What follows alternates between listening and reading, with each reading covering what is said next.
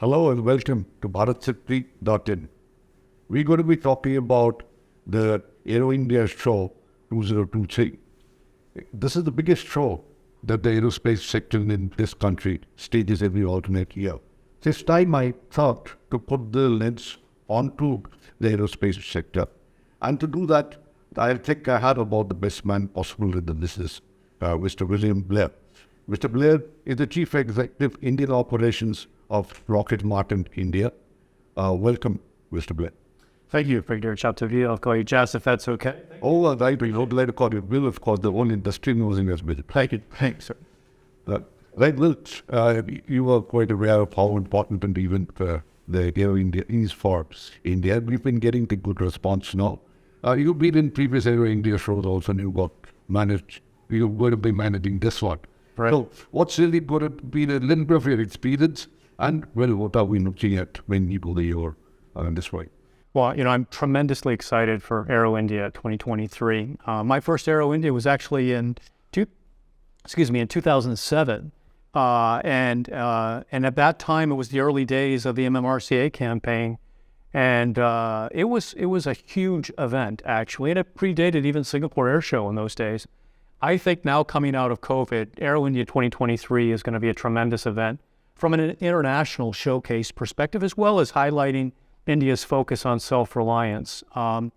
At Lockheed Martin, we're incredibly focused. We have a long history over the last 3 decades or more in India, and in particular over the last 10 to 15 years, being part of expanding and a catalyst for the growth of India's aerospace and defense ecosystem. So you're going to see us showcase that, both our foundation that we have established and how we're positioned to meet India's most challenging requirements going forward with, our partners that we have, our local partners, both public and private, and our suppliers that are really a key part. The MSMEs are a key part of that.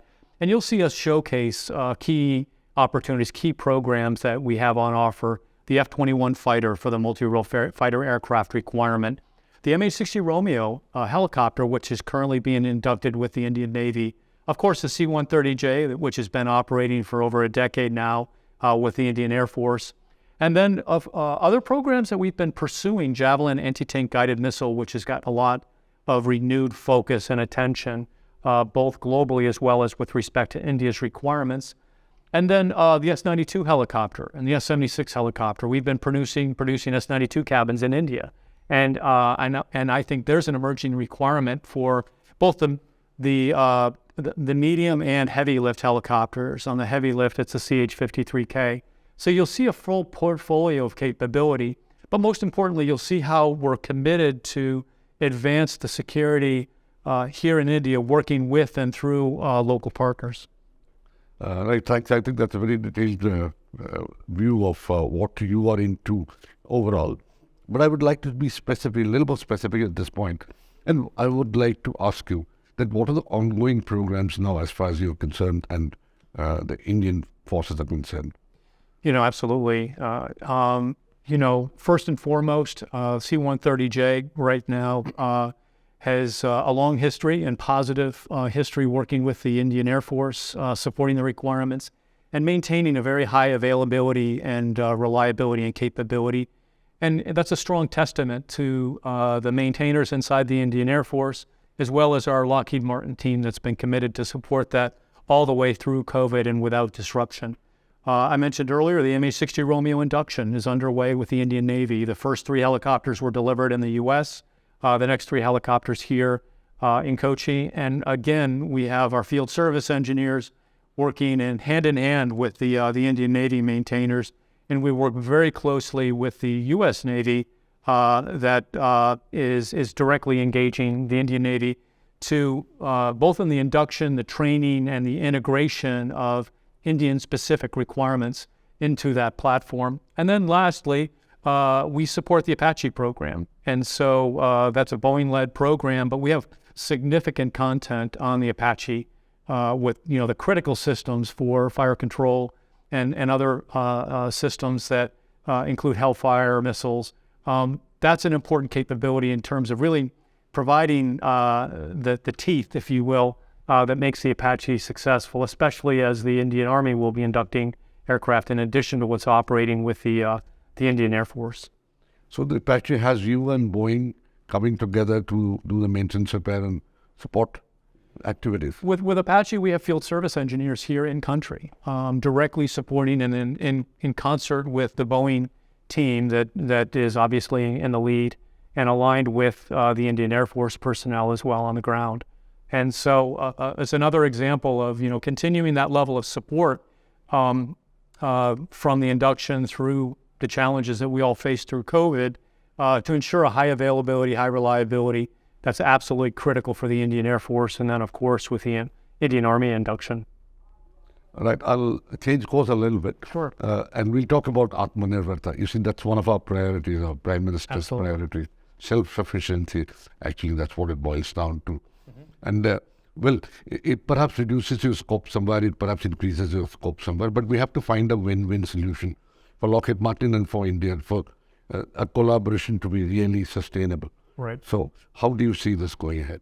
Well, when we think about Atmanirbhar Bharat and how our role really over the last 15 years under Self-Reliant India and Make in India initiatives, we start with our partners locally in India. We have two joint ventures, as you may know, with Tata Aerospace, Tata Aerostructures Limited, TMAL as we call it, in Hyderabad, and then Tata Sikorsky Aerospace Limited.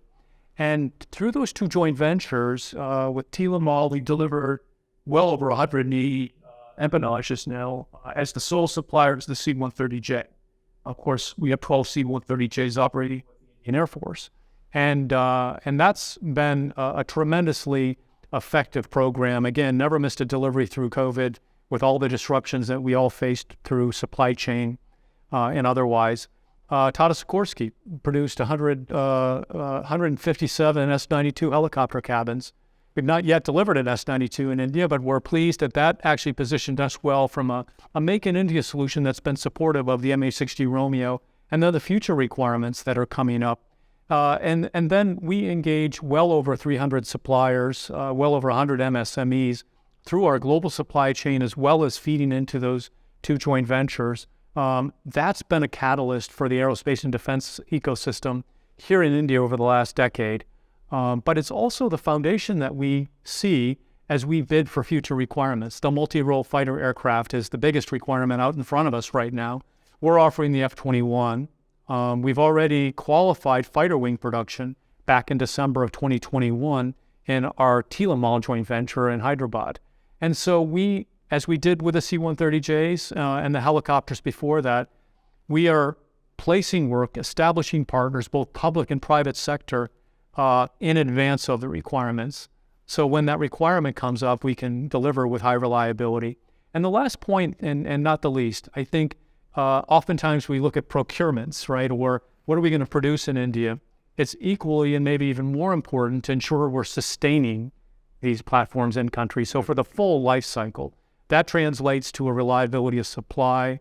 It also translates to the lowest life cycle cost because we can do that with like-minded partners here in India, like I said, both public and private sector. So we're looking at how can we bring that to the C-130J program going forward and see that as an opportunity to not just support the Indian Air Force fleet that has a growing demand potentially as they look at the fleet requirements, but then also a regional capability.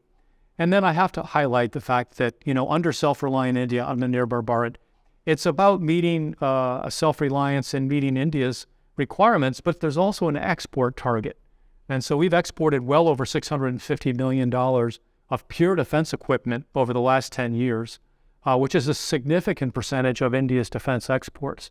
You can project that forward when you look at these up-and-coming requirements. How will producing more in India to meet India's requirements translate to exports? And I think we have a tremendous opportunity, especially on the fighter program, where you see an incredibly large $165 billion ecosystem that can tie into. So it's when we think about Self-Reliant India, we have an eye towards the future as to how that translates to a much bigger role for India globally. Right. And let me take you to one of your priorities now, and I think it must be one of your big priorities, the F-21. How will you fly the F-21 really in India? Well, of course, I want to start with the Indian Air Force. Their multi-role fighter aircraft requirement. We've been engaging in responses to RFIs, and so we're very excited and maybe anxious to see the RFP so that we can then move forward with our offering, the F-21. As I mentioned earlier, we're working in advance of requirement with our Tata Lockheed Martin Aerostructures Limited joint venture in Hyderabad. We actually qualified the F-21, what would be the F-21, but the fighter wing production in advance of the requirement. And that gives us a good opportunity to have a leg up in advance of the RFP. But we look at this requirement as an opportunity to bring and really enable tens of thousands of jobs connected to what we would produce here in India, the F-21. It would also, importantly, be an opportunity for India to be part of a $165 billion global ecosystem when you look at that fighter family that would be a part of. And then the other thing that we're excited about, which is really unique to the F-21, is bringing the most advanced sensors, the latest sensors, missions and avionics systems, and actually the years of experience of pilot vehicle interface with our 5th-gen fighter development, the F-22 and the F-35. And so you'll see a very unique solution in what we're offering India, a very advanced solution with the F-21. Of course, we're going to have a cockpit demonstrator, so if you come by our stand at Aero India, it'll give you a chance to fly that and see, what would that, human vehicle interface be, and how will we be? Me and my team, all of us will be there for this cockpit simulator of yours. Yeah, you're very welcome. Oh, Keith. And I also mentioned earlier, and I think it ties in with self-reliant India, honestly. We saw a lot of disruptions through COVID in the supply chain. We're still, all companies, right?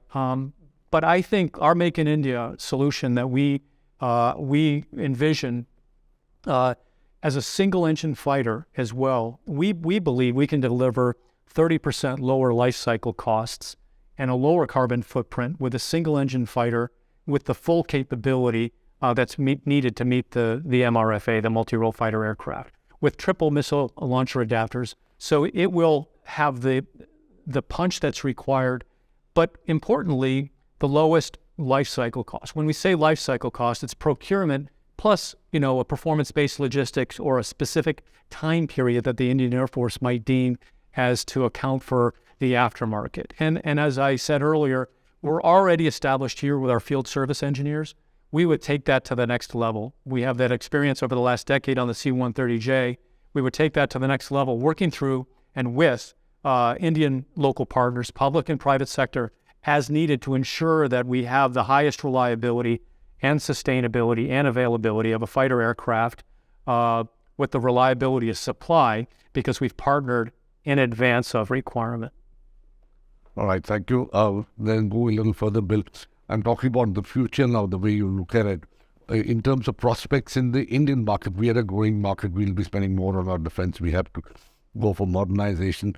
So how do you really see the prospects of Lockheed Martin here in future? We see the prospects for Lockheed Martin in India across all domains. So air, sea, land, and space, and possibly even cyber, as we see, a lot of the dialogues that are advancing, even just this week with a critical and emerging technology dialogue that's underway in the U.S. We think that's going to create both a foundation of opportunities because of the foundational relationship between U.S. and India and the capabilities that we can bring that span across all domains, and doing that with with local partners here in India. Just to highlight a few opportunities that I think are important. One is, and I didn't mention the land vehicle side, right? So we see the future infantry combat vehicle requirement coming up. We have the most advanced anti-tank guided missile available, Javelin, that's well known globally, and offering that through the local the local Indian companies that will be promoting that is a tremendous opportunity for us.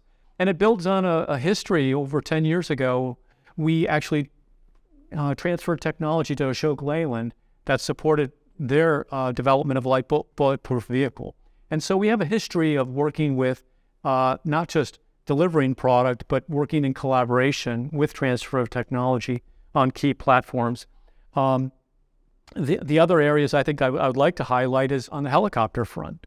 I mean, we've been working with the Ministry of Civil Aviation to better understand the civil requirements as they've evolved the policy.